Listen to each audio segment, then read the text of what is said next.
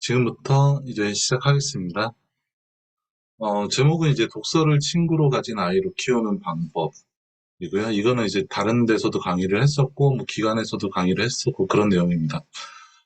보시면은 이제, 독서를 뭐 몇 줄 읽고 뭐를 쓰고 이런 내용보다는 좀 놀이에 관련되고 좀 장기적인 비전을 보는 그런 내용들이 많을 겁니다.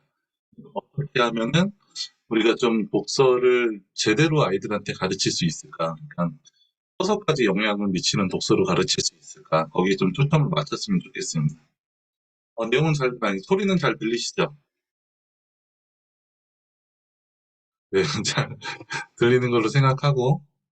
두 분 지금 자제분들이 몇 살이세요?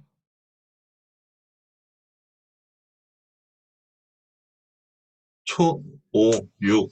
저희 큰애가 이제 6학년, 그리고 둘째가 이제 3학년이거든요. 지금 내용은 이제 초등학생이나 아니면 초등학생보다 좀 더 어린 애들, 그쪽에 맞는 거고, 다음 다행님이 중학생 어떻게 하자 그랬는데, 중학생은 포기해야죠. 중학생한테 뭘 가르칩니까? 중학생은 못 가르칩니다. 학원 보내시라 그랬어요. 그냥 학원 보내야죠, 중학생은. 그래서 오늘은 목차는 한 네 가지로 했는데, 2부까지만 하고 말 겁니다. 뭐 학교 도서관의 독서 이런 것까지는 할 필요 없을 것 같고요. 자, 1부는 이제 가정에서 어떻게 독서를 해야 될까 이 얘기를 드리려고 합니다. 천재가 되는 방법에 대해서 좀 알아보려고 그러는데, 라슬로 폴가라는 교육학자분이 있으세요. 이분이 신문 광고에다 어떻게 내셨냐면, 저와 결혼해 주실 지극히 평범한 여자분 굽고 현재 만들기 실험용 아이 낳아주실 분이라고 신문에다 광고를 내셨습니다. 이게 근데 지어낸 얘기가 아니고 실화입니다. 이분이 진짜 실제로 이렇게 해서 신문에 광고를 하셨고, 그리고 어떤 여성분이 이걸 보고서 자기가 하겠다 연락이 오셔가지고 이 두 분이서 결혼을 하셔서 애들을 낳고 현대 만들기를 해봤습니다. 실제로요. 그래서 보시면은 이 이분이 폴가 교육 박사님이시고, 이분이 그 신문 광고 보고 결혼을 하신 이제 아내분이시고, 두 분이 결혼해가지고 아이 셋을 낳습니다. 이 얘기 모르시죠? 그래서 이 폴가라는 박사분은 어떤 생각을 했냐면, 분야는 상관없다. 내가 어느 분야든 아이를 천재로 만들어 보겠다라는 생각을 했습니다. 근데 그 중에서 어떤 분야를 선택해야 될 거 아니에요? 어떤 분야를 선택할까 하다가 국제적으로 인정을 받고, 그리고 이거 하나만 잘하면은 사람들이 천재로 인정해주는 그 분야에 대해서 아이들을 키워보겠다 생각을 하시고서 정한 게 뭐냐면, 여기 피아노 위에 보시면 체스판이 보이는데 이 체스의 천재로 만들어 보기로 했습니다. 왜 그러냐면 체스 1등 하는 사람들은 보통 사람들이 천재라고 생각을 하니까요. 그래서 아이를 낳는데, 이게 첫째 주디트, 그리고 둘째 소피아, 그리고 셋째가 이 사람인가? 이 사람인가? 이 사람 같은데? 그 셋째가 수잔입니다. 그 딸 셋만 낳습니다. 근데 이분이 어떻게 교육시켰냐면, 체스판을 처음부터 주지 않았습니다. 어떻게 했냐면, 체스판을 책장 같은 데 위에다가 올려놓고 아이들이 시선이 멈출 수 있는 데다 두고서 가지고 놀지 못하게 했습니다. 그리고 바라만 볼 수 있게. 그 아이들한테 뭐라고 얘기했냐면, 저건 아빠 거라고만 얘기를 해줬습니다. 애들이 3살, 뭐 5살, 7살 막 이런 애들일 텐데, 이 아이들이 너무 갖고 놀고 싶은 거죠. 아버지가 만지지 말라 그랬으니까. 근데 몇 년 동안 아예 손도 못 대게 하고 궁금증만 일어나게 했습니다.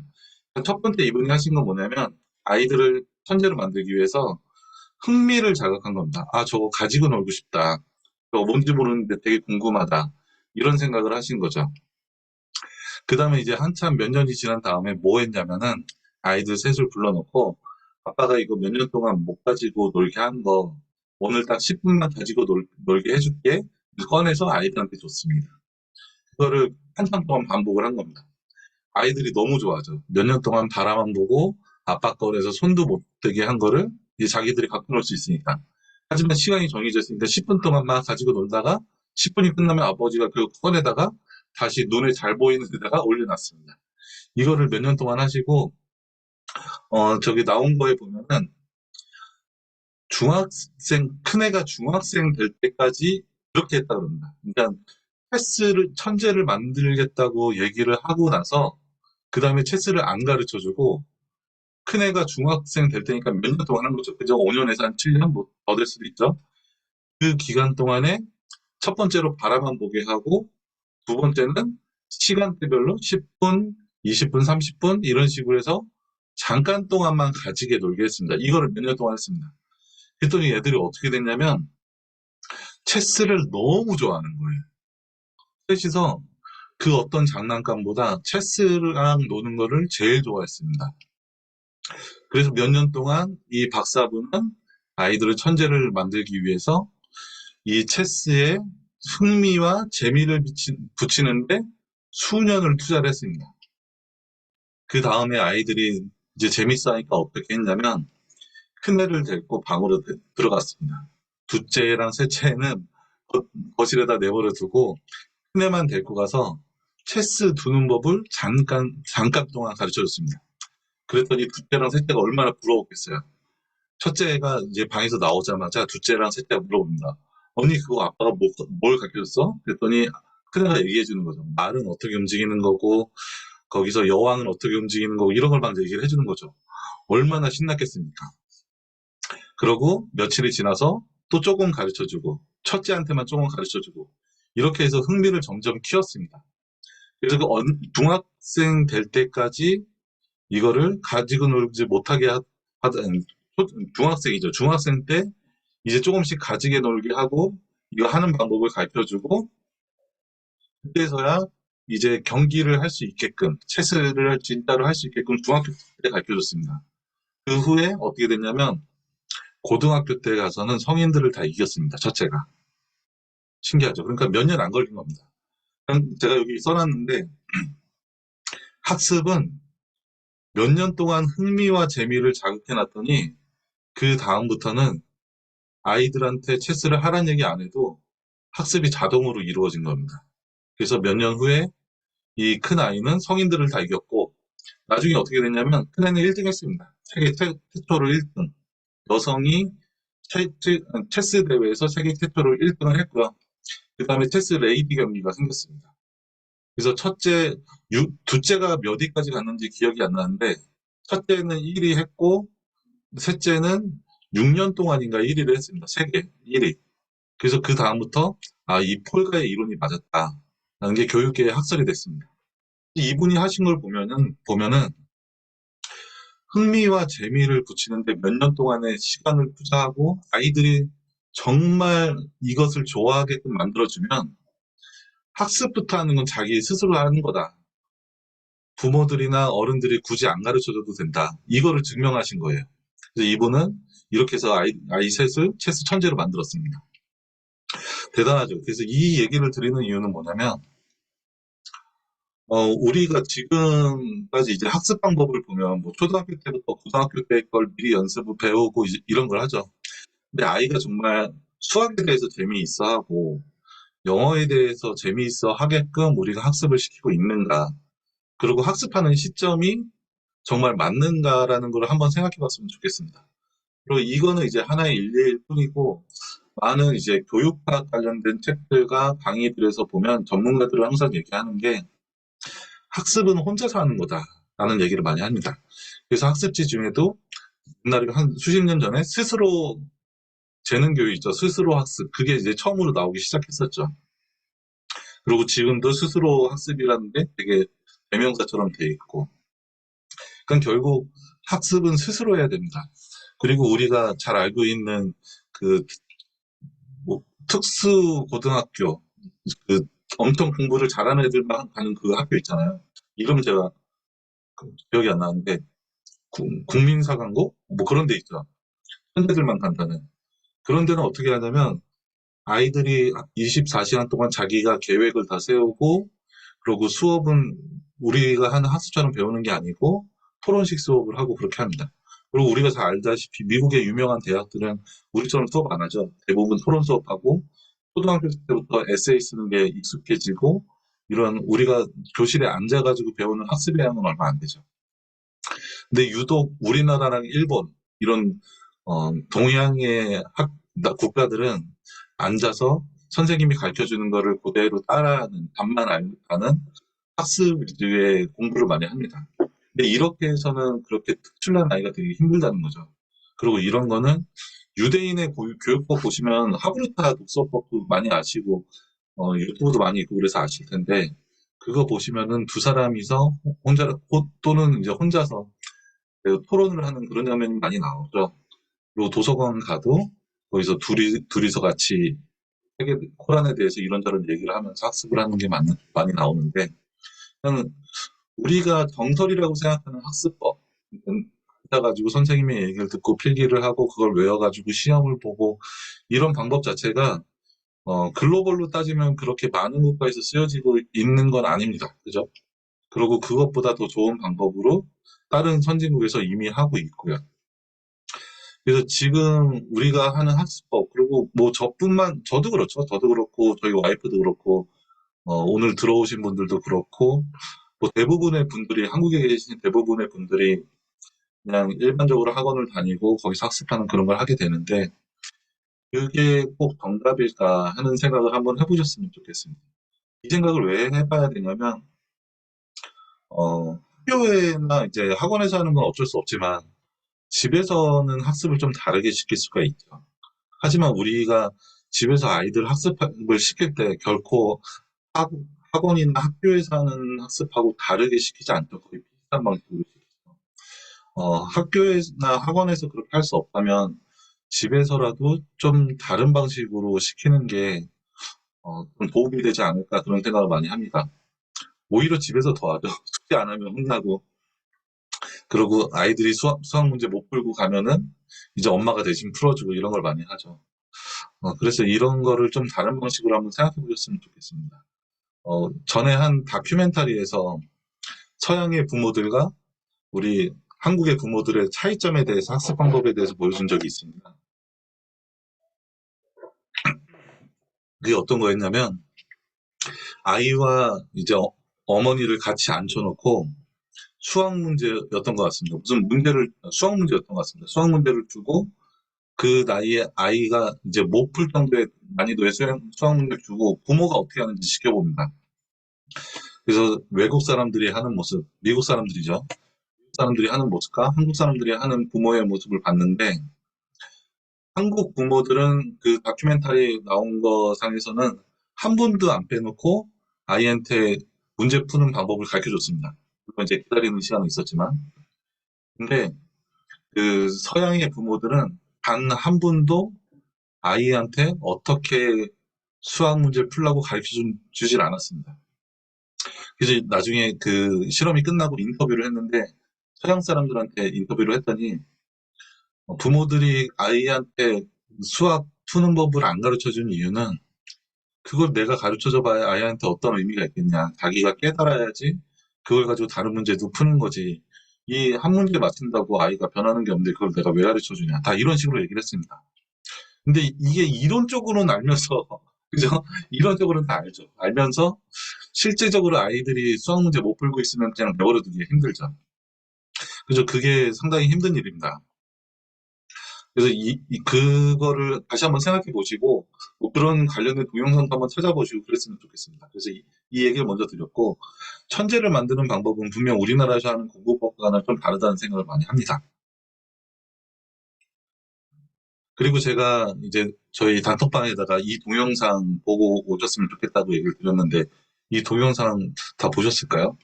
이 동영상 보신 분들은 아시겠지만, 이 핀란드는 우리가 하는 교육 방식과 완전히 다르죠. 그리고 이 다큐멘터리를 만든 감독이 미국 감독인데, 미국 감독하고 비교해서 얘기합니다. 그죠?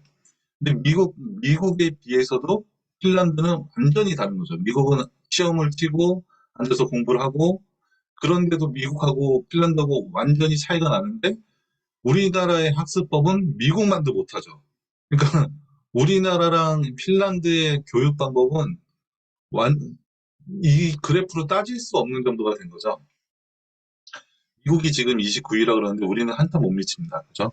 교육 관련된 실태 조사를 해보면 한참 못 미칩니다. 근데 핀란드 이 다큐멘터리 보시면 아시겠지만 핀란드에 1주 동안 학교에서 애들을 가르치는 시간이 20시간이죠. 그리고 수학 선생님은 이런 얘기합니다. 우리는 아이들이 행복해지는 사람이 되도록 가르쳐요. 수학 선생님이 이런 얘기하죠. 그리고 이 교장 선생님이었죠. 교장 선생님이 시험 얘기를 하더니 시험을 왜? 뭐 이런 얘기를 합니다. 그러니까 이분들의 생각에서는 그게 아무 의미가 없는 거죠. 근데 이분들이 잘못됐냐? 근데 그거는 이 그래프가 증명을 하는 거죠. 이렇게 해서 교육을 시켰을 때 학교에서 20시간을 가르치고 그 나머지 시간에 뭐를 해야 되냐? 그냥 아이들이 하는 거 자체가 수업이고 삶에 실질적인 도움이 된다. 그렇기 때문에 핀란드에서 교육 랭킹은 1위를 차지하고 있는 거죠. 그죠? 그래서 이런 거는 우리한테 시사하는 바가 많다고 생각합니다. 그리고 여기서 우리가 직접적으로 따라하진 못하지만 간접적으로 따라할 수 있는 건 뭐냐면 경험을 많이 하게 해줘야 된다라는 생각을 많이 합니다. 그러니까 우리가 아이들이 숙제도 안 하고 뭐 산으로 들러 놀러 다니게 그렇게 할 수는 없잖아요. 할 수는 없지만 핀란드 교육이 세계 1위가 된 이유 중에 하나는 뭐 정확하진 않지만 제가 생각하기에는 다양한 경험을 해봤기 때문이라고 생각을 합니다. 그 경험을 한다는 거에서 얻는 이점은 상당히 많죠. 일단 지식과 지혜가 습득이 되고 문제 해결을 할 수가 있죠. 경험을 하면서 분명히 어떤 문제점에 도달을 할 겁니다. 그러면서 자기가 그 문제를 어떻게 해결할 것인가 그런 사고를 계속 하겠죠. 그러면서 다시 자기만의 답을 찾을 거고. 그래서 그 과정에서 문제를 맞닥뜨리고 그 문제를 해결해 보는 그것도 다양한 분야에서 그런 경험을 갖고 있기 때문에 이게 교육 랭킹이 1위로 갈 수 있지 않을까. 경험이라는 게 교육하고 상당히 큰 영향이 있지 않을까 이런 생각을 해봅니다. 지금 죄송한데 목이 계속 안 좋아서 일단 음성을 끊고 기침 한번 하고 하겠습니다.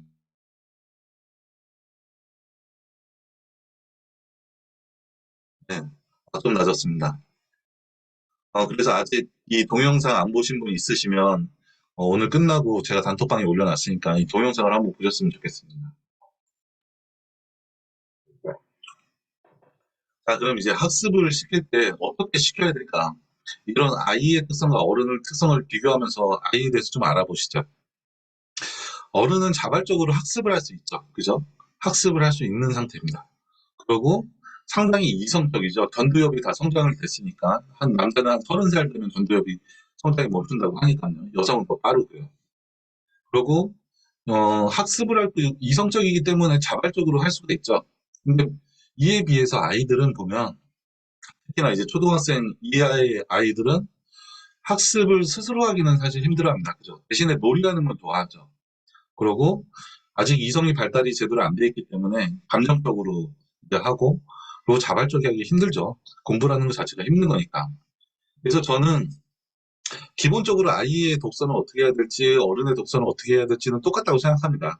하지만 그 차이가 있는데 그 차이는 뭐냐면 이 방법에 있어서 학습과 이성과 자발적인 게 잘 안 되는 아이들은 놀이와 감정적이고 비자발적인 맞춤형 독서 교육을 해야 됩니다. 해야 된다고 생각을 합니다. 근데 이게 단순히 독서뿐만이 아니고 모든 학습에 있어서도 이 세 가지 포인트에 맞춰서 해야 된다고 생각합니다. 일단 놀이가 되면 어떤 게 있죠? 재밌는 게 있죠. 일단 이게 재밌냐, 그리고 감정을 움직일 수 있냐, 그리고 비자발적인 아이를 유도해서 할 수 있냐, 이거를 맞춰서 학습도 해야 되고 독서도 해야 된다고 생각합니다. 이런 대전제, 그러니까 처음에 제가 그 천재에 대해서 얘기를 드렸고, 그리고 핀란드의 그 경험을 많이 하면서 아이들이 교육 랭킹 1위가 된다 이런 얘기를 드렸고, 지금 페이지에서는 놀이로 재밌게 해야 된다는 얘기를 드렸습니다. 지금 저는 이 대전제 세 가지를 가지고서 그러면 어떻게 공부를 해야 될까, 그리고 어떻게 독서를 해야 될까를 이제 지금부터 얘기를 드리려고 합니다. 어, 이건 넘어가죠. 무슨 얘기를 해서. 일단 아이들은 비자발적이고 재미있는 거 아니고 재미없는 거는 못하고 이성적이지 않기 때문에 그런 거를 자제하기가 힘드니까 그런 환경을 미리 세팅해 주는 게 당연히 좋겠죠. 그죠? 그래서 저는 아이들이 쉽게 다른 거에 빠질 수 있는 거. 그러니까 우리가 생각하기에 이런 아이의 성장이 좋지 않다고 생각하는 거. 이쪽에 보시면 뭐 스마트폰, TV 이런 걸 써놨는데 이런 스마트폰 TV에서 벗어나려면은 환경을 바꿔야 된다. 그래야지 아이가 그 벗어나는 그게 없으니까, 환경 자체가 없으니까 다른 걸 하게 된다. 이제 그런 생각을 합니다. 그래서 어떻게 바꿨으면 좋겠냐면, 스마트폰 대신에 보드게임을 몇 개 사놓으세요. 보드게임 많이 갖고 계신 분들은 아실 겁니다.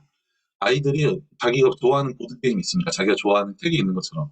그리고 물론 이제 좋아하지 않는 보드게임도 있지만, 그런 걸 가지고 놀다 보면 스마트폰을 가지고 노는 시간이 좀 줄어듭니다. 그리고 동네 친구라든지 형제자매가 여러 명 있는 아이들은 보드게임 가지고 상당히 재밌게 놉니다. 그러니까 재미없는 보드게임도 있지만 자기가 좋아하는 보드게임이 있거든요. 그래서 저도 며칠 전에 이제 다이소에서 보드게임을 사왔는데 어떤 거냐면 틱택톡이라고 불러야 되나? 그래서 어, 오목 같은 걸 세워서 이제 하나씩 꽂아놓는 오목 같은 게 있습니다. 1,000원이에요. 다이소에서 1,000원인데 제가 그거 그 뭐 회사에서 게임이 있어서 그거 해보니까 재밌더라고요. 그래서 아이한테 다이소에서 하나 사다 줬는데 투자에는 상당히 좋아합니다. 투자에는 왜 좋아하냐면 제가 하다가 귀찮아서 대충 막 했는데 아이가 저한테 3번 이겼거든요. 그랬더니 자기가 아빠를 이겼다는 그런 그 기쁨 때문에 상당히 좋아합니다. 그래서 친구들 오면은 그거 가지고 놀고 동생 오면 그거 가지고 놀고 그렇습니다. 그래서 아이들이 좋아할 만한 모든 게임을 사놓고 이런 게 상당히 도움이 되고, TV를 치우기가 참 힘들죠. 그래서 TV를 안방으로 옮기신 분들도 많이 있으실 거고, 저희는 어떻게 썼냐면은, 지금은 아닌데, 거실에 있는 TV에다가 천을 씌워놨습니다. TV 가리개 같은 거 치시면 많이 나올 겁니다. 아니면 집에서 만드셔도 되고요. 그런 거를, TV를 일단 눈에 안 보이게 가려놓고, 리모컨만 치워놔도 아이들이 TV를 찾는 그 빈도수가 많이 줄어듭니다. 왜 그러냐면 눈에서 안 보이기 때문입니다. 눈앞에 바로 보이면은 아주 작은 차이죠. 아주 작은 차이지만 아이들이 TV를 더 보고 싶어 합니다. 그래서 만약에 TV를 못 치우신다면은 거기다가 저처럼 이제 포장모를 만들어 가지고 그것만 가려 놓으셔도 어느 정도의 효과는 있습니다. 그리고 가능하면은 아이들이 많이 다니는 곳, 특히 거실이죠. TV 있는 거실에다가 책장을 만들어 놓으시면 좋죠. 이렇게 하신 분들 많이 있을 겁니다. 근데 저희 집은 소파가 없고 대신에 책장이 있는데 그래서 아이들이 뭐 하다가 뭐 TV 못 보게 하고 스마트폰 못 보게 하면 할 게 없습니다. 아이들이 가서 보드게임을 하든지 아니면 인형을 갖고 놀든지 책장을 봐야 됩니다. 그리고 저희 집엔 뭐가 있냐면 대부분 그러실 거예요. 그러니까 스마트폰 하는 시간을 뭐 1시간으로 설정을 해놓든지 또 어플이 있어서 그 시간이 되면 자동으로 막히는 그런 어플이 많이 있죠. 그런 거 설정을 해놓으시고 TV 보는 시간도 몇 시서부터 몇 시까지 정해놓고 그 다음은 못 보게. 그리고 아이들이 특별히 어떤 일이 있으면은 하게끔. 그러면 뭐 스마트폰 1시간, TV 1시간 하면 2시간 되겠죠? 그럼 그 시간 외에는 아이들은 뭔가를 해야 되겠죠. 그 뭔가를 해야 되는 거를 아이들이 특히 좋아하는 거. 그리고 부모님들도 우리 아이가 이걸 했으면 좋겠다는 거를 아이 근처에다 따라 놓으세요. 그런 게 상당히 도움이 됩니다. 그래서 저희 아이들은 책장이 여러 군데 있어요. 그러니까 큰 책장이 많이 있는 게 아니고, 작은 책장, 책꽂이 같은 거죠. 책꽂이 같은 게 여러 군데 있습니다. 식탁에도 있고, 방에도 있고, 베란다에도 있고, 거실에도 있고, 여러 군데 있습니다. 그리고 책이 하나씩 놓여져 있습니다. 지나갈 때마다. 그렇게 해놓으면 아이들이 볼 수 있는 그 확률이 좀 더 높아지죠. 그리고 보드게임도 상당히 좋습니다. 경험을 하는 거고, 아이들과 경쟁을 그 미니 경제 같은 걸 하는 거니까, 재밌는 보드게임 상당히 많습니다. 그 보드게임 한번 찾아보시면 좋겠습니다. 그리고 놀이파크에 가는 대신에 뭐 도서관을 간다든지, 이것도 상당히 좋죠. 부모님하고 걸어서 근처에 있는 도서관을 간다든지. 그리고 다들 아시겠지만 부모가 책 많이 읽으면 아이도 결국엔 책이 읽습니다. 어떤 경우가 있었냐면, 저희 아이가, 큰애가 1학년 때 매일 한 권씩 읽고 일기처럼 써야 되는 게 있었어요. 독후감 써야 되는 게. 그래서, 그래서 7살 때까지는 첫째가 책 읽는 걸 정말 좋아했었는데 1학년 때 1년 동안 선생님이 시킨 그 숙제를 하다 보니까 아이가 책을 싫어하게 됐습니다. 그래서 2학년 때는 자기 책 너무 싫다고 1년 동안 아예 책을 안 읽었습니다. 그리고 3학년 때부터 다시 읽기 시작했는데 그동안에 저는 뭐 하고 있었냐면 뭐 예상하시겠지만 저는 그냥 집에 오면은 책 읽거나 아니면 글을 쓰거나 둘 중에 하나 하니까요. 무조건 앉아가지고. 제가 2학년 때 와서 계속 물어봤습니다. 아빠는 책 읽기가 재밌어? 라는 걸 계속 몇 번에 걸쳐서 물어봤습니다. 몇 개월마다. 그걸 왜 물어봤냐면 자기는 책 읽기가 너무 싫은 거죠. 왜 그러냐면 1학년 때 트라우마가 있었으니까. 근데 2학년짜리 아이는 자기는 모릅니다. 자기가 7살 때 그렇게 책을 좋아했던 아이라는 걸 까먹었습니다. 그냥 2학년 생각만 하고 있는 아이가 와가지고 나는 책 읽는 게 너무 싫은데 아빠는 맨날 책을 읽고 있으니까 저게 왜 재밌지? 이거를 물어보다가 나중에 3학년 되면서 이제 책을 하나씩 하나씩 읽기 시작하더라고요. 지금 이제 6학년이 됐는데 책을 그렇게 많이 읽진 않는데 좋아하는 책들이 꼭꼭꼭 있습니다. 그래서 친구랑 책을 교환해서 읽고 자기가 읽은 책 중에 재밌는 책이 있으면 당연히 아빠한테 와서 얘기하고 그러니까 책에 대해서 대화하지 않습니다. 그냥 아빠 나 이 책 재밌어. 이 책 재밌더라. 이런 얘기를 합니다. 이거 어떤 내용인데? 그럼 뭐 주인공이 뭐 어떻게 하는 얘기야. 뭐 이런 얘기하고 그냥 자기가 그 책에 대한 얘기를 하죠. 그리고 제가 읽을 만한 책은 이게 두 갑니다. 첫째도 그렇고 둘째도 그렇고 제가 책을 많이 읽으니까 자기가 읽은 책은 저한테 구갑니다. 궤도 루팡 막 이런 책들. 근데 저도 이제 그런 책 읽고 나면은 아이들과 그 궤도 루팡에 대해서 얘기하고 그리고 청소년 책 그런 책 갖고 다시 얘기하고 요즘에 또 학교에서 환경책 같은 거 많이 주죠. 환경책 읽고서 환경에 대해서 뭐 쓰레기에 대해서 얘기하고 뭐 네, 뭐 거북이 얘기도 나오고 이런 게 나오니까요. 그냥 이런저런 얘기를 합니다. 그냥 이게 어떤 책이라고 해서 어떤 엄청난 주제를 꼭 잡아서 얘기해야 되는 것도 아니고 그냥 자연스럽게 하면 됩니다. 왜 그러냐면 이 전 페이지에서 얘기 드렸던 것처럼 여기에만 맞추면 됩니다. 놀이랑 감정을 자극하는 거 여기에만 맞추면 되는 거죠. 그리고 이것만 맞춰주면은 아이가 책이 놀이가 되면 그 다음에 어떤 일이 벌어지냐면 책이 놀이가 되면 재밌어지면 자발적으로 학습을 하는 거죠. 그래서 저는 이 단계가 상당히 맞고 우리가 해야 될 일이라고 생각합니다. 그러니까 뭐 오늘부터 책을 하루에 한 권씩 읽어 이거는 별로 의미 없다고 생각합니다. 왜 그러냐면 우리 큰애가 초등학교 1학년 때 선생님이 1년 동안 시키고 나서 트라우마 걸려서 1년 동안 책을 안 읽었으니까요. 그건 아무런 의미가 없는 겁니다. 그리고 초등학교 몇 학년, 3학년 때 책 많이 읽는 아이가 됐으면 좋겠다라고 우리 생각하지 않죠. 성인이 돼가지고 지속적으로 책을 많이 읽었으면 좋겠다 이런 생각을 하는 거죠. 그러면은 초등학교 3학년 때 책 많이 읽는 거 이런 거 중요하지 않습니다. 얘가 지속적으로 책에 대해서 흥미를 가지고 매년 성장해 나갈수록 책을 점점 더 많이 읽고 사고를 많이 하고 질문을 많이 하고 대답을 많이 하는 이런 아이가 됐으면 좋은 거잖아요. 그래서 우리가 지금 해야 될 일은 학습이 의미가 없습니다. 초등학생들한테. 그냥 이것만 만들어주는 데 최선을 다하면 됩니다. 만약에 내 아이가 바이올리니스트를 키우고 싶다. 그럼 바이올린만 좋아하게끔 만들어주면 학습은 중학교 가서 알아서 하면 됩니다. 고등학교 가서 할 수도 있고요. 근데 초등학교 때부터 학습을 시키려고 그러니까 애들이 중학교 가면 안 하죠. 저희 애가 지금 태권도를 몇 년 동안 다녔는데 자발적으로 다녔죠. 처음에는. 지금 6학년 때는 이제 안 다니려고 그럽니다. 재미가 없는 거죠. 재미가 없으니까 안 달리는 거죠. 그러면 이 아이는 이제 태권도를 우리가 부모로서 아무리 가라 그래도 중학교 가서 뭐 1, 2년 하면 못하겠죠. 아마 6학년 끝나고 나면 태권도 안 할 것 같습니다. 왜 그러냐면 재미가 없기 때문에 이건 더 이상 시킬 수가 없는 겁니다. 그럼 저는 초등학생의 학습과 독서에 대해서는 흥미와 재미만 만들어준다면 부모가 할 일은 다 했다고 생각합니다. 그래서 사실 오늘 강의가 별 내용이 없긴 합니다. 그래도 얘기를 드려야죠. 그리고 독서로 가득 찬 가정환경 만들기 위해서는 음,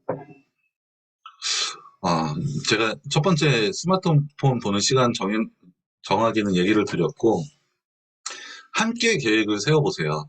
그러니까 그런 거 많이 좋습니다. 뭐 언제는 엄마랑 이 책에 대해서 얘기하는 시간 그리고 오늘은 어떤 책 엄마랑 같이 읽어보기 아니면 아이 따로 엄마 따로 읽고 나서 몇 시에는 뭐 저녁 8시에 밥 먹고 나서는 엄마랑 책에 대해서 얘기해보기 이런 계획을 세울 수 있는 거죠. 아이가 그럼 왜 좋아하냐면 책에 대해서 좋은 게 아니고 엄마랑 같이 얘기하는 시간 때문에 좋은 거죠. 그죠?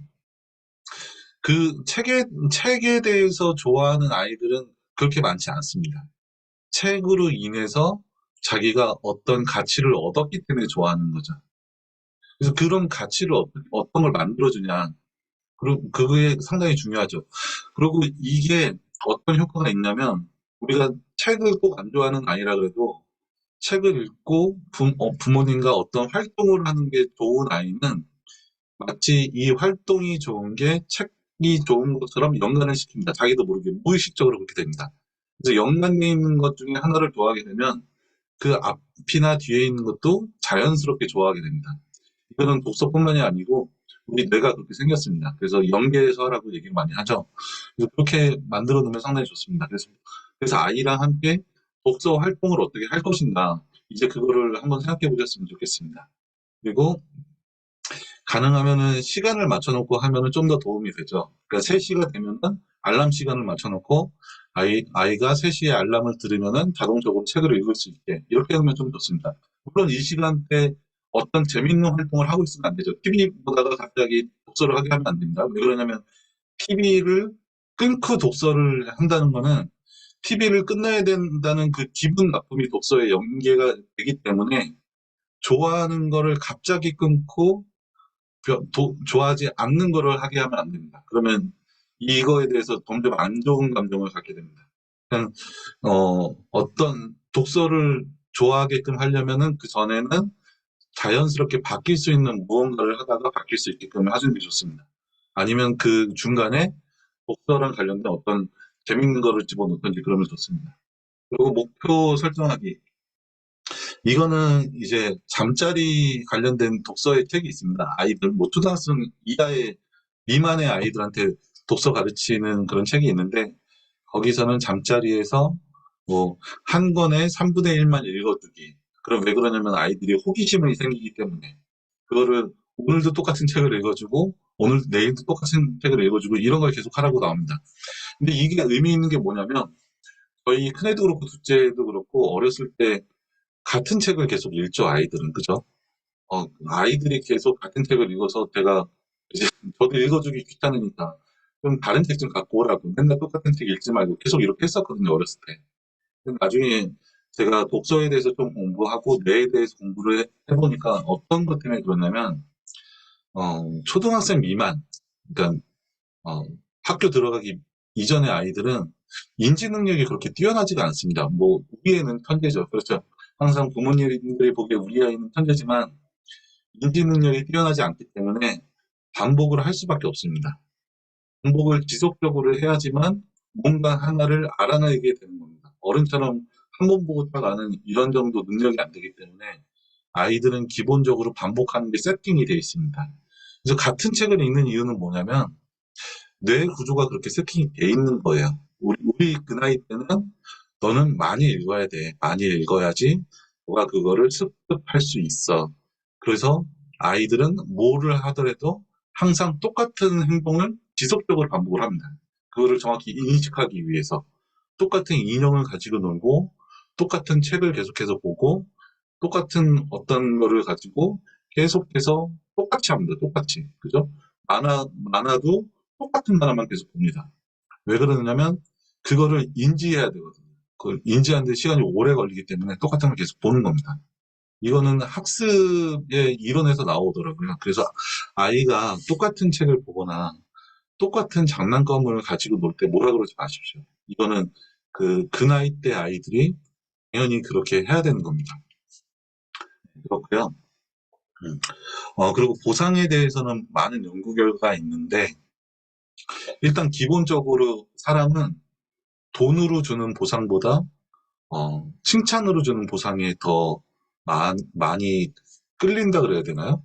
많이 큰 보상으로 여겨집니다. 그러니까 어떤 실험을 해봤냐면 어른들한테 보너스를 주냐 아니면 직장 상사가 칭찬을 해주냐 이걸 가지고 연구를 해봤습니다. 해봤더니 직장 상사가 칭찬을 해줄 때 그 능률이 더 높아집니다. 그리고 아이들 선생님이 칭찬해주고 아이 뭐 이런 것도 해보고요. 그래서 이런 걸 보면은 칭찬이 그 어떤 상품을 주는 것보다 훨씬 효과적입니다. 특히나 그 어린아이들, 음, 초등학생이라든지 미취학 아동한테는 부모가 주는 칭찬은 엄청나게 큰 거죠. 그죠? 그래서 아이가 책을 다 읽었을 때, 그때 칭찬해주고, 아이랑 책에 대해서 얘기하면서 칭찬해주고, 이런 게 상당히 도움이 되는 거죠. 그리고 칭찬은 어떻게 해야 되는지 아시죠? 칭찬은 결과 가지고 하는 게 아니죠. 칭찬은 과정을 가지고 하는 거죠. 우리 아이가 열심히 읽었다는 거, 그리고 뭐 주인공에 대해서 그렇게 깊이 공감하고 있었구나 이런 걸 칭찬해 주는 거죠. 인성을 칭찬해 주던지 아이가 어떤 노력을 했다는 걸 칭찬을 해주던지 꾸준히 뭘 했다는 그 과정에 있어서 어떤 걸 칭찬해 줘야 되는 거죠. 한 권 읽었으니까 잘했어. 이거는 사실 별 의미 없습니다. 오히려 그 역효과가 날 수가 있는 거죠. 이건 다 아시죠? 칭찬에 대한 거는. 책에 워낙 많이 나와 있으니까요. 그리고 너무 책을 읽는 걸 싫어하는 아이는 장기적인 보상을 주는 것도 좋습니다. 뭐 10번이라든지 30번 읽으면은 뭐 아이가 원하는 조그만 장난감 하나 사줄게 뭐 이런 식의 하는 것도 좋죠. 근데 이거는 자주 쓰면 좋지는 않습니다. 장기 보상이라는 거는 언젠가는 실망감으로 바뀌거든요. 그 똑같은 보상, 좀 더 높은 보상이 지속적으로 주어졌을 때는 거기에 대해서 만족감이 있지만 그 보상이 어느 순간에 사라지고 나면 실망감으로 바뀝니다. 그래서 장기 보상은 그렇게 자주 쓰는 건 좋지 않습니다. 오히려 즉각적인 보상이 훨씬 효과가 있습니다. 보상 차원에서는. 그리고 특히 얘기 드린 것처럼 과정을 칭찬해주고.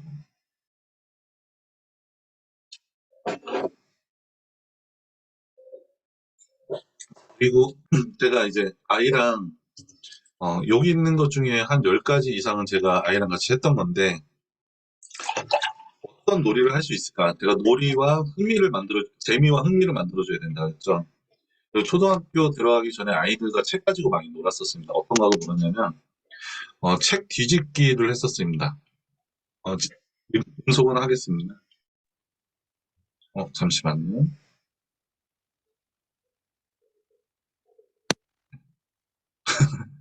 마이크가 자꾸 켜지나 보네요. 예.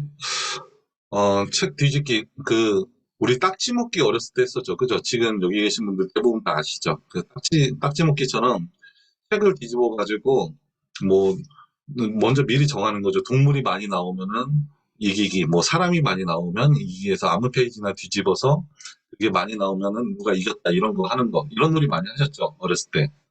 아이랑 이런 거 해보세요. 뭐, 책을 꼭 읽어야 될 필요는 없는 거죠. 책이 재밌어지기만 하면 되는 거니까. 그리고 책 끝말잇기 이런 것도 해봤습니다. 책 제목 말하고 다른 사람은 똑같은 단어가 있는 책이나 뭐 비슷한 첫 글자가 똑같은 거라든지 이런 책을 가지고 오는 거 이런 놀이도 해봤는데 아이들 상당히 좋아합니다. 특히 밑자 가족들은 상당히 좋아합니다. 우리 둘째 아이가 4살 때 그러니까 한글 모를 때 이걸 했었거든요. 근데 다 갖고 옵니다. 아이들이 한글은 몰라도 자기가 읽은 책의 제목은 다 알죠. 그죠? 어떻게 생긴 건지만 보면은 아이들은 다 압니다. 그래서 한글을 모르는 아이들과도 이거 가지고 할 수 있습니다. 그리고 제일 좋아했던 놀이는 책 징검다리였는데 바닥에다가 책을 깔아놓고 이때는 꼭 찢어져도 되는 책 그리고 버려야 될 책 가지고 하세요. 책을 깔아놓고 징검다리처럼 이렇게 건너가기 그래서 한 바퀴 돌기 이런 걸 했습니다. 이게 제가 여태까지 아이들하고 했던 놀이 중에 아이들이 제일 좋아했던 놀이입니다. 근데 한 번 하고 나면 책은 꼭 찢어집니다. 그러니까 버릴 만한 책으로 하시고요. 그리고 책 빨리 찾기, 단어를 말하면 관련된 책 찾아오기, 뭐 이런 것도 할 수 있고요. 책답 쌓기. 이건 좀 위험하지만 그렇게 안 세우고. 여기는 제가 안 써놓은 것 같은데, 책을 이렇게 테두리처럼 이렇게 쭉 돌려서 쌓아놓는 그런 거에서 그 안에 들어가서 놀고 그런 것도 했었습니다. 그런 것도 아이들 좋아합니다. 그리고 주인공 따라하기. 책에 있는 어떤 페이지를 열고 주인공이 우는 모습이 나오면은 우는 모습 따라하고 웃는 모습 나오면 웃는 모습 따라하고 뭐 행동을 따라할 수도 있고 이런 것도 해봤습니다. 그리고 책에 나온 거 그대로 따라 그려보기 이런 것도 재밌습니다. 아이들 좋아합니다. 그리고 아기 돼지 삼형제. 이거요. 이거는 저는 교구까지 있었는데 책을 그냥 찢으세요.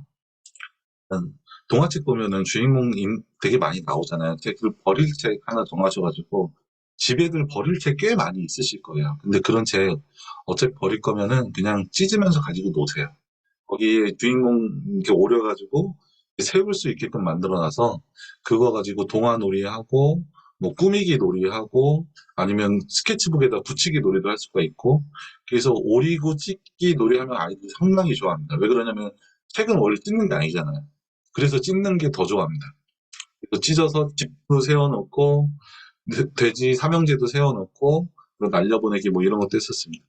그리고 책에 나온 요리 만들어보기 이런 것도 했었고 책 만들기도 하고, 저는 아이들, 지금 젠키님 안 오신 것 같은데, 젠키님도 하셨고, 저는 동화책, 아이가 그린 그림들로 해가지고 동화책 만들어서 아이한테 선물했습니다.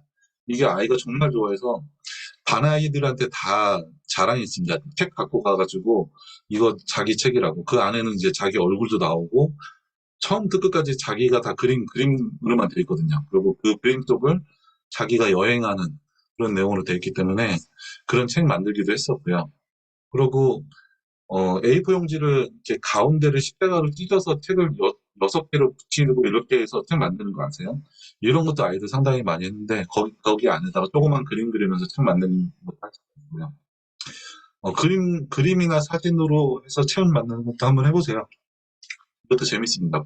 뭐 PPT나 포토샵이나 아니면 요즘에 그 배경 지워지는 그 사이트 있죠. remove.bg 거기에서 배경 지울 수 있으니까 거기다가 그림에다가 집어넣기만 하면 되니까 그런 식으로 하든지 아니면은 어 그림을 몇 개 복사를 한 다음에 그 위에다가 자기 사진을 오려서 붙여가지고 책을 만들 수도 있죠. 책 한번 만들어 보세요. 뭐 만 얼마면 만들 수 있습니다. 그리고 공룡 좋아하는 아이들은 공룡 따라하고 뭐 책을 오릴 수 있으면 더 좋죠. 그렇게 해서 놀아보시고 뭐 도서관 놀이 할 수도 있고 도서관 여행하기 뭐할 수도 있고 서점 운영하기. 서점 운영하기는 이제 초등학생들에서 단체로 한 대여섯 명이서 하든지 뭐 10명이든 20명이든 이렇게 하면 더 재밌죠. 이런 경계놀이 같은 거죠. 이런 거 실질적으로 어떤 그룹으로 해서 할 수도 있습니다. 이거 보시면 한 15개 되는데 제가 지금 보니까 2개, 3개 빼면 공룡놀이는 안 했고요. 애들 둘 다 딸이라서 12개는 제가 다 해봤습니다. 여기 있는 거. 그러니까 아이들이 이거 가지고 상당히 많이 놀았습니다. 한번 해보세요. 할 놀이 상당히 많습니다. 이거 외에도 찾아보면 할 놀이 더 많습니다. 그리고 인터넷에 뒤져보시면 이거 말고도 할 수 있는 놀이 많이 있습니다. 그리고 이제 좀 큰 아이들은 어떻게 하면 좋겠냐면 독서 시간 30분을 정하셔도 좋고 하브루타 독서법이 상당히 좋습니다. 왜 그러냐면 아이들이 부모와 유대감을 갖고 부모님과 같이 대화하는 시간이기 때문에 스킨십도 할 수 있고 그래서 물론 이제 부모님이 힘드시긴 하지만 같이 책을 읽고 하나의 책을 따로따로 읽더라도 같이 읽고 거기에 대해서 얘기를 하시면 좋고요. 어떤 얘기를 해야 되냐면 그거 궁금해 할 수도 있겠네요. 어떤 얘기를 해야 되냐면 부모가 할 일은 딱 하나밖에 없습니다. 질문만 하면 됩니다. 부모는 대답할 필요 없습니다. 아이가 물어보면 그냥 간단하게 대답하시고 뭐 물어보시냐면 너는 어때? 그거 한마디 물어보시면 됩니다. 그리고 주인공이 이렇게 했는데 너는 어때? 그리고 뭐 인어공주가 죽었어 그러면 인어공주가 여기서 죽었잖아. 근데 너 생각은 어때? 너였으면 어떻게 할 거야? 그 다음은 어떻게 됐을 것 같아? 부모가 하는 역할은 질문만 하면 됩니다. 그리고 뭐 자기가 굳이 대답 안 해주고 대답해주고 그럴 필요가 없습니다. 왜 그러냐면 우리가 독서를 하고 사색을 하고 공부를 하고 이러는 이유는 아이가 뭔가에 대해서 솔루션을 많이 갖기 위해서 경험을 많이 쌓기 위해서 하는 거죠. 그러면 우리가 해줘야 되는 거는 아이가 질문을 많이 하게끔 해야 되죠. 그죠? 그래야지 생각이 갈 수가 있으니까 질문을 많이 하게끔 해주고 아이가 스스로 질문을 할 수 있게끔 도와주고 그리고 아이가 스스로 답을 찾을 수 있게끔 도와주는 거죠. 그렇기 때문에 우리가 뭔가를 가르쳐 준다는 거는 큰 의미가 없습니다. 학교에서도 그렇게 많이 배우는데. 그래서 그냥 아이들하고 대화를 하실 때는 뭘 가르쳐 주지 마세요. 저희 아이 같은 경우는 어떤 게 있었냐면, 초등학교 들어가기 전부터 해가 자기를 자꾸 쫓아다닌다고, 해가 왜 쫓아다니냐고. 그래서 그때도 저는, 너 생각은 어때? 그랬더니 우리 아이가 했던 얘기가 아마 해가 자기를 좋아하나 보다고 그런 얘기를 했었거든요. 그래서 저는 아이 어렸을 때 뭘 가르쳐 준 게 별로 없습니다. 그냥 너 생각은 어때? 아빠는 잘 모르겠네. 그래서 제가 제일 많이 했던 얘기는 아빠를 잘 모르겠네. 너 생각은 어때? 그 얘기를 제일 많이 했던 것 같습니다. 특별히 뭐 어떻게 되고 그런 걸 설명해 준 적이 없습니다. 그래서 질문 많이 해보시고요. 그리고 아이가 스스로 질문할 수 있게끔 많이 해보시고요. 그리고 공감쌤이라고 불러야 되나? 공감님. 그죠? 공선생님이라 불러야 되나? 우리 단톡방에 계시는 그분이 지금 1년, 2년 동안 필사하고 계시죠. 아이와 필사하기엔 상당히 좋은 것 같습니다. 제가 성인한테 필사하는 거는 그렇게 추천드리진 않습니다. 시간이 너무 오래 걸리기 때문에. 하지만 아이랑 같이 필사하는 거는 큰 의미가 있다고 생각합니다. 아이가 거기에 대해서 집중력도 기를 수 있고, 책을 좀 더 깊이 생각해 볼 수 있고, 그리고 뭐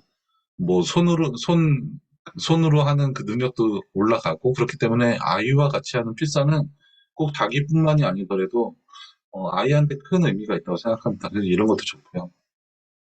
그리고 도서관 가가지고 책을 꼭 보진 않더라도, 어, 빌려오는 건 상당히 좋다고 생각합니다. 그리고 책을 사게 하는 것도 좋고요. 그리고 저는 아이한테 책을 가끔씩 사주는 편인데 제가 제가 추천해 준 책은 거의 사주지 않습니다. 그냥 아이한테 물어봅니다. 너 아빠가 책 사주려고 그러는데 뭐 읽고 싶은 책 있어? 그러면은 거의 대부분 없다 그러죠. 그러면 대충 보여줍니다. 인터넷 보면서 이런 책들이 있는데 어떤 거 사줄까? 그러면 자기가 고르고 아니면 서점 가서 아이들은 서점 가서 직접 보고 그러는 게 더 좋죠. 서점 가서 아이들은 지나가는 길에 어디 가는 길에 서점에 잠깐 들러서 나도 책 한 30분 보고 아이가 사고 싶은 책 하나 고르라 그러고 그냥 그거 하나 사주고 그러고 서점 도서관 가가지고 자기가 읽고 싶은 책. 근데 아이들이 읽는 책 뻔합니다.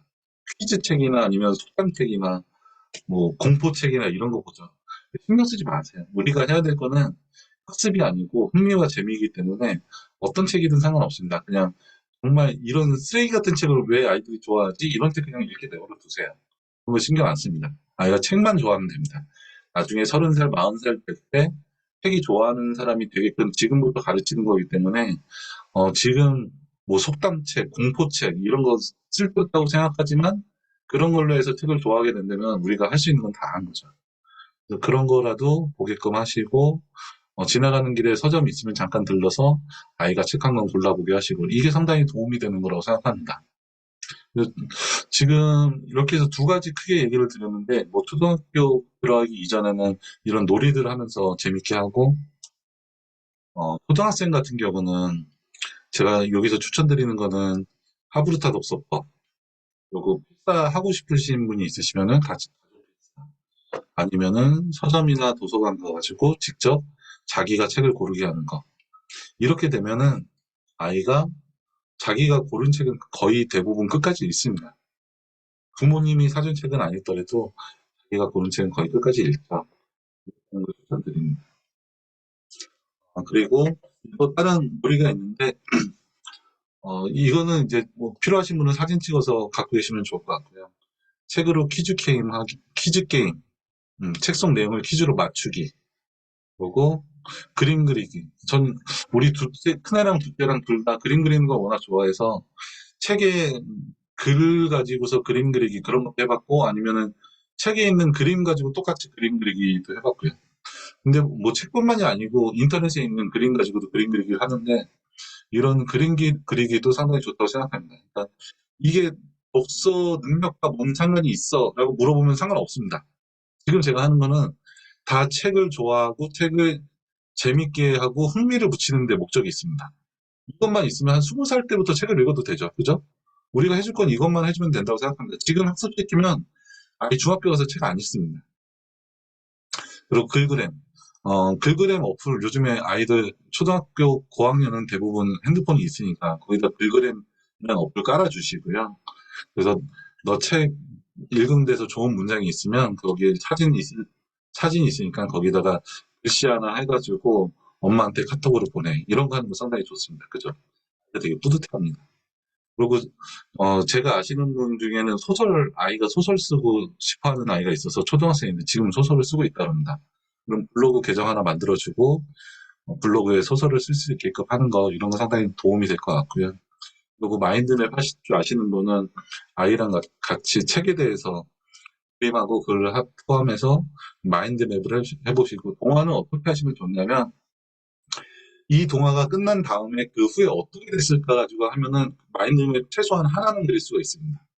그러니까 뭐 에버 애프터 뭐 행복하게 살았습니다. 뭐 이런 그 후에 과연 어떻게 살았을까? 이거 가지고 사시면은 아이는 뭐 기본적으로 할 수가 있고 만약에 장소가 바뀌었으면 어땠을까? 이게 뭐 철순의 집에서 벌어진 일이었으면 이게 바닷속에서 벌어졌으면 어땠을까? 한 숲속에서 벌어졌으면 어땠을까? 장소를 바꿔서 뭐 이런 걸로도 해볼 수가 있습니다. 조금 환경을 바꿔가지고 마인드맵을 해보는 거 이런 것도 상당히 좋을 것 같습니다. 출판은 얘기 드렸고요. 이거 그 사진 인쇄하는 그런 사이트도 많이 있죠. 그리고 그런 사이트에서 책 제본하니까 한번 해보세요. 그리고 신문, 이제 글 좀 잘 쓰고 이런 거 만드는 거 좋아하는 아이가 있으시면은 가족 신문 같은 거 만들면 좋죠. 사진 같은 거 오려 붙이고 뭐 한 달에 한 번 전지 하나 사와서 거기다가 직접 손으로 써도 되고 해서 매월 우리 집 가족 신문 만들고 이런 것도 상당히 의미가 있을 것 같습니다. 그죠? 어, 뭐, 한 고학년, 한 4학년, 5학년 되면은 이런 거 같이 하면 좋겠죠. 뭐, 서점 뭐 했고, 동화 만들기, 뭐, 이런 것들을 해볼 수 있을 것 같습니다. 그래서 지금 여기 이제 놀이를 좀 분야별로 여러 가지로 해서 얘기를 드렸는데, 어떤 놀이를 해볼까? 지금 제가 얘기 드린 것만 해도 15개, 20개가 넘어가죠. 그죠?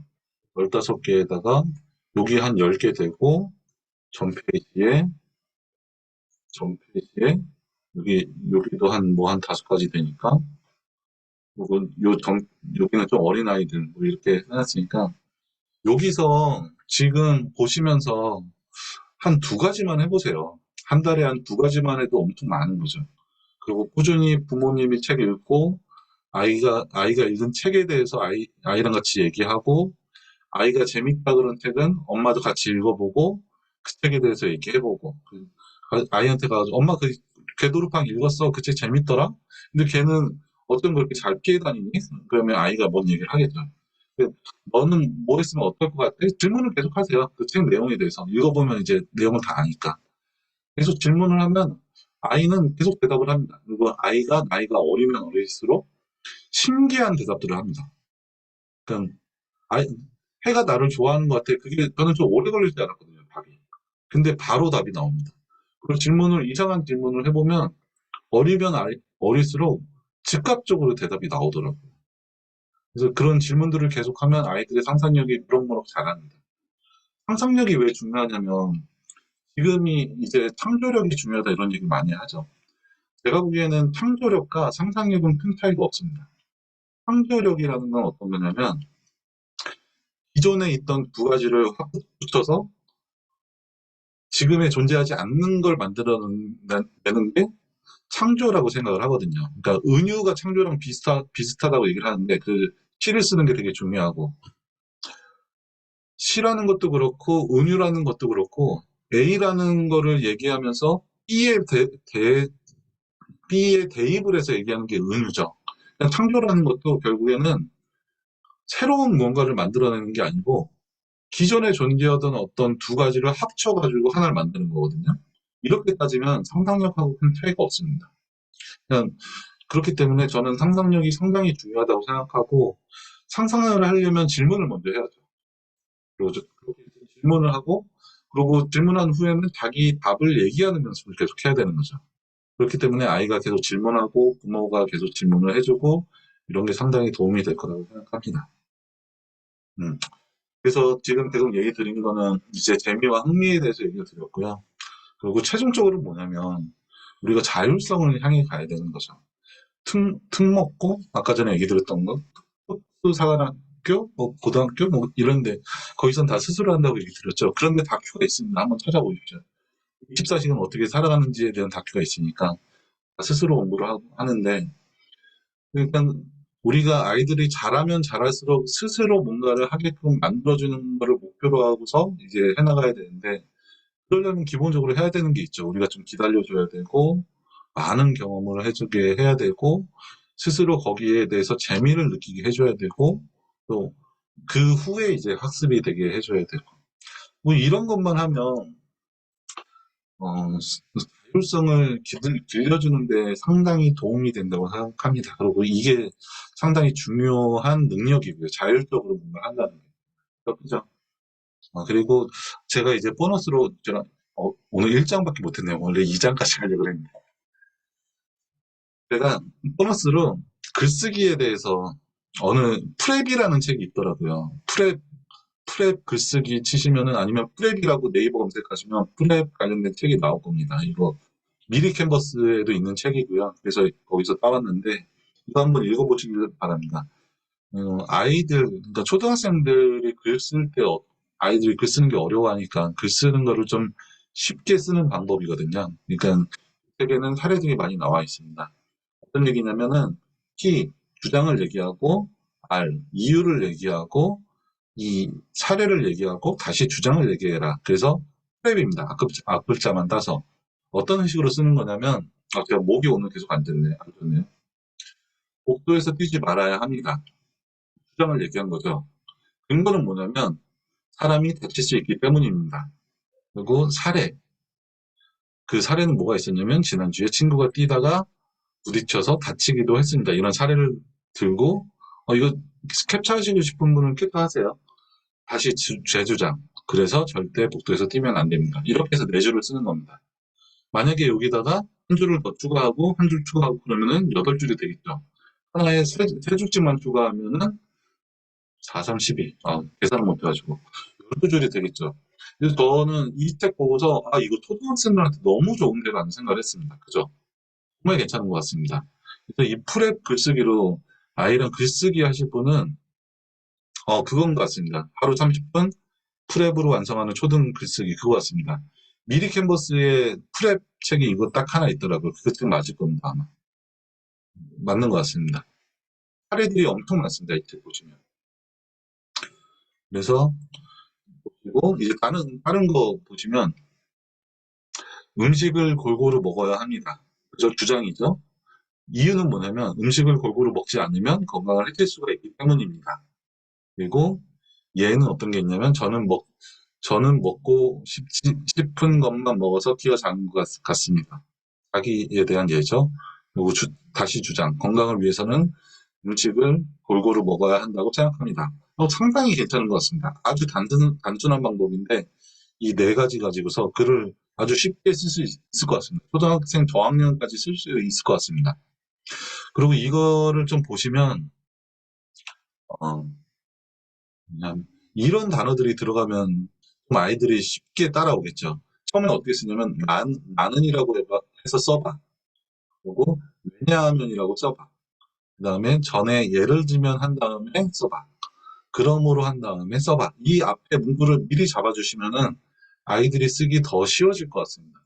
그래서 제가 생각한 건 뭐냐면 주장은 이런 걸 미리 제시를 해주세요. 뭐뭐 생각합니다. 뭐뭐 좋아합니다. 뭐뭐 하려고 합니다. 이런 주장에 관련된 문구들을 정해두시고 이 앞을 채우게끔 해주시는 거죠. 그 다음에 reason. 왜냐하면 이 가운데를 채우시게 해주는 거고요. 이그젠플은 전에나 예를 들어서 여기다가 채우게 하시고 다시 주장하는 거는 여기에다가 써놓고 여기서 하나 골라서 여기에 대해서 써봐. 이렇게 해서 가르쳐 주시면 좋을 것 같습니다. 그리고 이런 종이에다가 A4 용지를 프린트하신 다음에 앞 페이지에 있던 그 문구들 있죠. 문구들을 여기다 미리 써놓으세요. 아이한테 여기서 하나 골라가지고 여기다 쓰고 여기서 하나 골라서 여기다 쓰고 여기서 골라서 이렇게 쓰는 거야. 이거를 주고서 아이들이 여기다 써보게 하면은 상당히 도움이 많이 될 것 같습니다. 그래서 글쓰기 가르치시는 분은 이 프랩 방법으로 해보시면 좋을 것 같습니다. 그리고 이제 마무리로 얘기 드리면 우리가 이건 다 아실 거예요. 그죠? 요즘에 육아에 대해서 많이 공부들 하시고 뭐 강의도 보시고 책도 보시고 그러니까 다 아실 텐데 해서는 안 되는 얘기들이 있죠. 아까 전에 얘기 드린 것처럼 어디 본 책 또 보게 이거는 아이들의 인지 능력을 바로 뭉그러뜨리는 겁니다. 그건 하시면 안 됩니다. 아이들이 똑같은 책을 또 보게끔 만들어 두고 똑같은 만화를 계속 보게끔 만들어 줘야 됩니다. 뭐, 하지 말라고 했지? 그러면 안 하죠. 안 하죠. 그럼 그때부터 이제 점점 싫어지는 거죠. 뭐, 다른 겁니다. 근데 우리가 해야 될 거는 결국 질문을 해야 됩니다. 왜 그럴까? 그럼 아까 얘기 드린 것처럼 아빠는 잘 모르겠는데, 엄마는 잘 모르겠는데, 너 생각은 어때? 이거를 계속 물어보세요. 근데 우리가 교육이라고 얘기를 하면서 정말 하지 말아야 될 거는 교육하는 걸 하지 말아야 된다고 생각합니다. 저는. 하지 말고, 그냥 아이들이 혼자서 하게끔 내버려 두는 게 우리가 가능하면 가능할수록 신경을 덜 쓰고 우리가 규제 사항을 많이 없애는 게 우리가 해야 될 일이라고 생각을 하거든요. 그러니까 어떤 생각을 해봤냐면, 어, 만약에 대학교를 졸업해서 우리가 규정해 놓은 거 있죠. 공부 잘해가지고 좋은 대학교 나와서 좋은 직장 들어가고. 이게 원래 우리가 생각하는 가장 이상적인 그런 모습이었죠, 전에는. 이게 뭐냐면, 틀이 있는 거예요. 그죠? 좋은 중학교 들어가고, 좋은 고등학교 들어가서 좋은 대학교 나오고, 좋은 직장에 들어가는 거. 이 틀 안에 있는 거죠. 이렇게 틀 안에 사는 사람 중에 잘 사는 사람 얼마나 될까요? 삼성 들어간 사람 그렇게 잘 사나요? 물론 못 사는 사람보다는 어느 정도 중산층에 갈 수는 있지만 아주 잘 사는 사람 안 되죠. 그리고 대부분은 상당히 늦게까지 일을 하죠. 삼성 들어간 사람들이 대부분 행복하냐라고 물어보면 대부분 그렇게 행복? 글쎄요. 그렇게 생각을 합니다. 근데 틀을 벗어난 사람들, 그렇게 안 산 사람들, 뭐 고등학교 나와가지고 자기 장사를 하고 자기 하고 싶은 일을 하고, 남들은 뭐라 그래도 내가 뭐 나는 이게 좋은데? 그거 하는 사람들 그렇게 하면서 행복하게 사는 사람들 많이 있죠. 물론 힘들게 사는 사람도 있습니다. 그런 거 감수해야 되지만 저는 틀이라는 거를 규정해 놓고 그 안에 들어가라 그러면 거기서는 안정이 있는 거죠. 그죠? 어느 정도 선 안에서는 잘못되지 않는 안정이 있지만 내가 그거 이상을 바란다. 안정 이상을 바란다 그러면 언제가 됐든 어느 틀이 됐든 그건 무조건 벗어나야 된다고 생각합니다. 그러려면은 우리가 자꾸 규정을 하지 말아야 되는 거죠. 그래서 만약에 부모님들이 우리 아이는 삼성에 들어갔으면 좋겠어요. 대기업에 들어갔으면 좋겠어요. 라고 하면 당연히 공부 잘해가지고 좋은 대학교 나와서 좋은 직장 들어가는 거예요. 이거를 바라시면 되겠지만 뭐 저처럼 나는 애가 직장만 좀 안 다녔으면 좋겠어 라고 생각하시는 분이라면 쓸데없는 거를 좀 해봤으면 좋겠습니다. 저는 그래서 공부 잘하는 거는 별로 관심 없습니다. 물론 제 와이프는 관심이 있습니다. 아이가 공부 잘하는 거에 관심이 있지만 그래서 저는 그래서 아이 공부하는 데 대해서 신경 잘 안 씁니다. 제가 교육 방식과 와이프의 교육 방식이 워낙 다르기 때문에 신경 안 쓰지만 여기 계신 분들 중에 우리 아이도 굳이 대학교 나와서 좋은 직장 들어가는 걸 난 바라지 않아 라는 부모님이 계시다면 어, 공부 좀 못해도 자기가 좀 경험 많이 하고 싶은 거 하고 사고도 치고 자기가 수습도 해보고 그러면서 넘어지고 깨지고 하면서 뭐라도 하나 배우겠죠. 그렇게 해야지 나중에서 남들 가는 그 길로 안 가지. 우리가 뭐 잡아주고 똑바른 거 하고 가르치는 거 하고 선생님이 하는 말 잘 듣고 하면 걔는 틀 안에 갇혀서 정말 똑같이 뭐 잘 사는 그 안정적으로 사는 그런 아이가 되겠죠. 그래서 내가 우리 아이를 어떻게 키우고 싶은가를 한번 생각해 보시길 바랍니다. 저는 우리 이제 부모 세대에서 갖는 가장 이제 흔히 볼 수 있는 문제점 중에 하나가 뭐라고 생각하냐면 우리 아이는 굳이 좋은 대학교 보내고 싶은 생각 없어요. 하지만 수학 시험이 60점 맞으면 혼나야 돼. 라고 하는 거라고 생각하거든요. 이게 뭔 얘기냐면, 나는 그렇게 생각하진 않지만, 목표는 그렇게 생각하진 않지만, 지금 상황에서는 그, 지금 상황만 보이는 거죠. 60점만 보이는 거죠. 그래서 이거를 목표를 좀 뚜렷하게 하고 그렇게 가기 위해서는 아이가 뭐를 해야 될까를 좀 지속적으로 연결을 시키면서 우리 아이는 대학교에 안 가도 되니까 지금은 60점을 맞아도 괜찮아라는 게 연결이 됐으면 좀 좋겠습니다. 60점도 안 나올 수도 있죠. 그죠? 한 40점 나올 수도 있죠. 저희 애가 맨날 숙제도 안 해가는 것처럼. 그런 걸 수 있죠. 별로 신경을 안, 그래서 내가 만약에 정말 우리 아이가 대학을 안 가도 괜찮다고 생각한다면은 지금도 그거랑 비슷한 것도 좀 너그러워질 수 있는 연습을 좀 자주 했으면 좋겠습니다. 저처럼 그러실 분들 많으실 거예요. 우리 아이는 대학 안 가도 돼. 그냥 자기 하고 싶은 거 하면서 살면 돼. 그것만 자기 하고 싶은 거 하나만 찾았으면 좋겠어. 그게 부모의 꿈이야. 꿈이 아니죠. 부모의 희망이야. 라고 생각하는데 그거를 강렬하게 원한다면 지금 아이가 좀 넘어지고 숙제 안 하고 선생님한테 혼나고 이런 것들을 좀 견딜 수가 있어야 되는 거죠.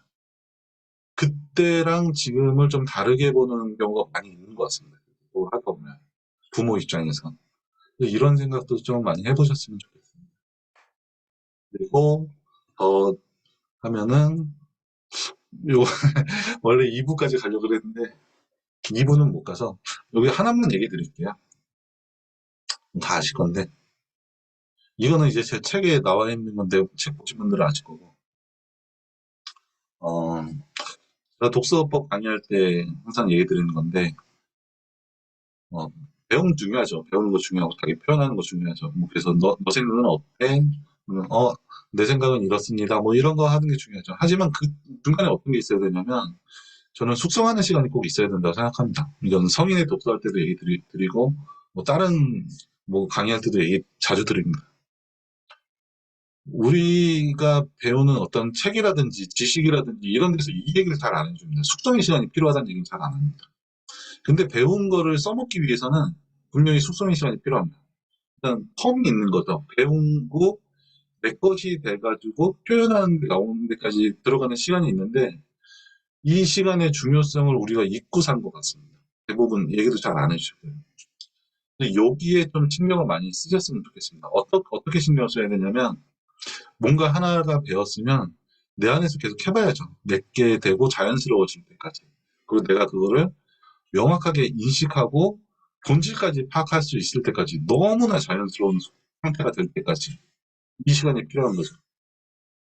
그래서 뭐 하나를 배우고 난 이거 잘하고 싶어라고 생각하시면 이 숙성의 시간을 좀 많이 가지셨으면 좋겠습니다. 그리고 아이를 바라볼 때도 뭔가 가르쳐 줬는데 우리 애는 표현이 잘 안 돼요. 그럼 당연히 안 되지 않을까요? 숙성의 시간이 더 필요한데 어른들과 옆에가 필요한데 똑같은 거를 계속 반복해야 되는 게 아이들이니까. 그래서 아이들을 바라볼 때도 그렇고 자기 자신을 바라볼 때도 그렇고 숙성의 시간에 대해서 좀 더 많이 생각을 해보시면 좋겠고요. 그리고 아이들을 바라볼 때 우리가 어렸을 때 어땠나 좀 생각해 보셨으면 좋겠습니다. 제가 뭐 워낙 공부해 본 적이 없지만 초등학교 때까지는 아예 공부해 본 적이 없고요. 그죠? 대부분 그러실 거예요. 그죠? 우리 때는 항상 그랬었죠. 다 그랬었죠. 영어도 중학교 때부터 배웠고. 우리는 초등학교 때 공부해 본 적이 없는 세대죠. 근데 우리 아이들한테 너무 많은 걸 시키고 있지 않나. 그리고 저는 중학교 때도 거의 공부해 본 적이 없거든요. 그런 학교에서만 했죠. 공부라는 건. 그리고 학원 하나 다녔고. 근데 그렇게 보면은 우리 아이들한테 너무 많은 기대를 하고 너무 많은 점수를 원하고 그 어린 아이들한테 너무 많은 거를 잘하기를 원하지 않나 그 생각을 자주 합니다. 나는 분명히 그렇게 안 했었는데 나는 중학교 때까지 공부를 해본 적이 없는 사람인데 그래서 자기 어렸을 때를 좀 생각하고 아이들한테 좀 너그러워졌으면 좋겠습니다. 음. 자, 이게 화면을 다 끄고 혼자 강의를 하면 그게 강의가 재미가 없어져요. 이게 내가 잘하고 있는 건가? 어떻게 받아들이실까? 이런 것도 있어서 아무튼 그래서 오늘 1시간 동안 강의했고요. 오늘 강의 내용 괜찮으셨으면 저희 단톡방에다가 강의 어떻게 들으셨는지 한 줄이라도 남겨주시기 바랍니다. 네, 오늘 수고하셨습니다.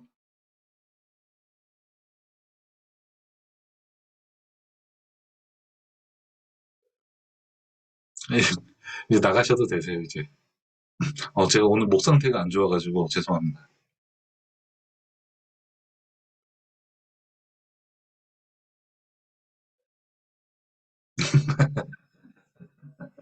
네, 괜찮습니다. 수고하셨습니다. 네, 감사합니다.